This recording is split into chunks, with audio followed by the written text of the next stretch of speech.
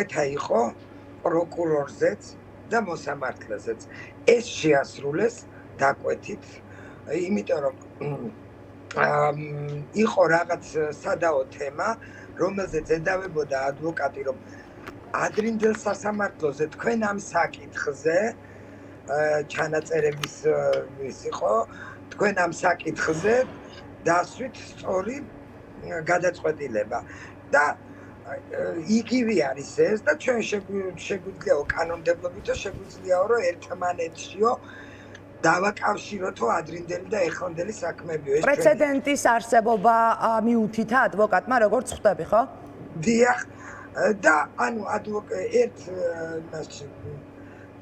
სიტუაციაში ერთი სიტყვით უარი განაცხადა მოსამართლემ, როცა თურმე რამოდენიმე ხნის წინ ამაზე ჩვეულებრივად ადეკვატური პასუხი ქონდა გაცემული ამ საქმეზე.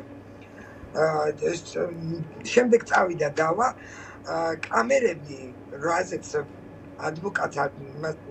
ადვოკატს მისცეს, ადვოკატმა მიუტანა ცხვირთან უკაცრავად აი ესე ახლოს მოსამართლეს, რომ ქალბატონს ურტყამენ და რეაგირება ამას მოყვა, ეს ამბავი დაიწყო აქედან და თუ შეიძლება რომ ქალს დაარტყან ესე თავისუფლად, ვიღაცას დაარტყან ესე თავისუფლად, ქალბატონ მზიას არ ქონდა თურმე უფლება ოდნავ რომ შეეხო პოლიციელს, ჩვენ არა გვაქვს არაფრის უფლება, არც ოჯახებს არ უნდა შევეხოთ მაგათას, ჩვენი ოჯახები არ არიან, ჩვენი შვილები არ არიან, ისინი აბუდაბუში რომ გულაობენ და უკაცრავად და აკანავებენ რაღაცებს, ჩვენ თურმე იქ თუ ხელებს კარგად მუსტებს იქნებენ და ვიღაცებს პასუხებს აგებინებენ, იმიტომ რომ შეურაცხყოფილად იგზნეს თავი, მეც დედა ვარ. მაგათ თუ თმენის ვალდებულება აქვს, მე არაფრის ვალდებულება არ მაქვს. ბოლომდე ვიბრძოლებ. მოსამართლემ განაცხადა, რომ არაფრად არ მაინტერესებს ამ კამერაში ვინ ვის ურტყამსო. თუ არ აინტერესებთ ვინ ვის ურტყამს, მაშინ რატომ არის ჩემი შვილი დაკავებული? თუ სულ ერთია ვინ ვის ურტყამს და საერთოდ არაფერი საინტერესო არ არის, რატო უშვებენ ამ ჩემს შვილს ციხეში? გამარკვიონ, გამცეს პასუხი ქალბატონმა ნატამას და იმ მოსამნემან პროკურორმაც. ესე ქალბატონ ელენე, არანაირი მაიდენტიფიცირებელი ნიშანი ადამიანს, რომელიც მომჩივანია და პოლიციის თანამშრომელი, რომ პოლიციელია არ აქვს. ამაზე რა პასუხი აქვს ქალბატონ მოსამართლეს, როდესაც ქალბატონი მოსამართლე ადასტურებს, რომ ეს იყო მაინდამაინც პოლიცია. როგორ უნდა ეცნოს საბას, რომ ის პოლიციელი იყო? ეგ იცით რა ეთქობა პოლიციელებს თავისებური მიხრა-მოხრა აქვს თუ რაშია საქმე არ ვიცი როგორ უნდა ეცნო. არც თვითონ არა აქვს პასუხი და არც მე მაქვს მაგაზე პასუხი. და როცა კაი სამოქალაქო ფორმაში იყო, მაგრამ მას საბუთი თვითონ თქვენ ჟურნალისტთანაც არ წარუდგენია. არა, ის იყო პირბადით. მაშინაც არ უღიარებია. არა თუ საბასთვის წარედგინა და საბა შეხვედრაზე იყო, ამასაც ვერ ვამტკიცებდით, მოსამართლემ გვიმტკიცებდა, რომ საბა იყო აყვანილი მიტინგი აქციიდან.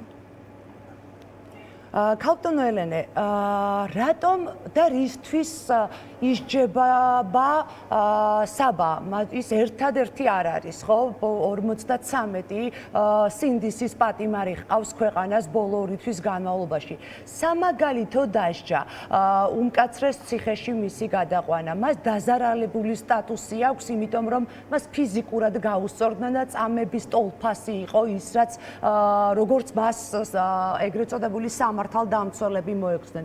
რისთვის სჯის სისტემა საბას? მე აქამდე ვიცოდი, ის ვიცი, რომ ეს 53 პატიმარი საქართველოს სიყვარულისთვის ისჯება. მაგრამ ეხლა გავიგე თქვენი ეთერიდან, რომ თურმე ბერა ივანიშვილის ძმაკაცი ყოფილა ეს, ამიტომ აწამეს ჩემი შვილი, ამიტომ დასაჯეს. აი დასკვნა დავდები ეხლა ზუსტად თქვენი ეთერიდან 15 წუთის წინ უყურე. აი თურმე ჩემი შვილი რატომ არის სამაგალითო დასჯილი, რომ ბერა ივანიშვილის ძმაკაცი თურმე ესე იოლად უკაცრავად ჟარგონს ვიტყვი, ვერ იბლატავა ბიჭმა. იქაც ნასვამი იყო, კარგად ჩანდა და კარგად ითქვა კიდევა, ჟურნალისტი ამბობდა, რომ ყარდა ის ისეთი თვალი იყო. აი თურმე რატომ ისჯება? ასე სამაგალითოდ ფიქრობდი ყველა ბავშვი 53 პატიმარი ყველა ისჯება, რა თქმა უნდა, სამაგალითოდ არც ერთი არ არის სიამტკბილობაში დასჯილი და როგორც პატიმარი ზოგს აწამებენ, ზოგს აშიმშილებენ, ზოგს ურტყამენ, ზოგს დასცინიან, ზოგს აფურთხებენ, მაგრამ ჩემი შვილი განსაკუთრებულად აი ეხლა მივხვდი, რომ თურმე არის ბერა ივანიშვილის ძმაკაცთან მქონია მე საქმე და აი ამიტომ მაქვს პრობლემა ესეთი. რას აპირებთ და დაგემშვიდობებით, იმიტომ რომ მე ბოლომდე შეცვლის მოთხოვნა. ერთი წუთით არ გავჩერდები. ბოლომდე ვიბრძოლებ სიკვდილი რომ მომიდეს. სიცოცხლის ბოლო წუთამდე. ფარხმარს არ დავყრი. რაც არ უნდა დამემართოს. სამართალს აუცილებლად მივაღწევ. ესენი დაჯდებიან იმ სკამზე, სადაც დღეს ზიან ჩვენი შვილები. აუცილებლად აგებენ პასუხს, ჩვენ შვილებს ხალხი უდგას გვერდით და მაგათ არავინ არ დაუდგება. მადლობა. ეს დრო არის ძალიან ახლოს.